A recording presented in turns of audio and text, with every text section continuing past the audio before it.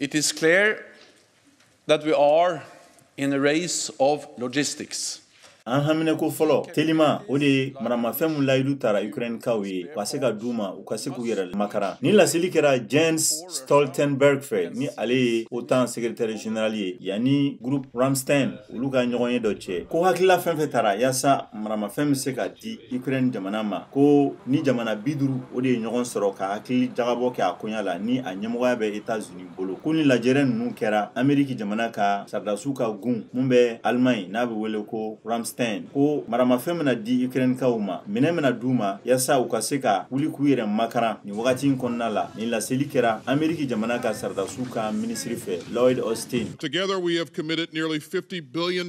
in lethal assistance to Ukraine since the start of Russia's all-out invasion last February 24th. The United States, Germany, and the Netherlands are working together to provide Patriot air defense systems to Ukraine. Aya yira k'a fɔ k'u bɛna sinsin kosɛbɛ artillerie kan ani sanfɛ kɛlɛ ani blindew nka a ma kɛlɛkɛ avion olu kuma ma fɔ ni maramafɛn ninnu ditɔ la. Allemagne jamana ka sardasiw ka ministre Boris Pistorius ko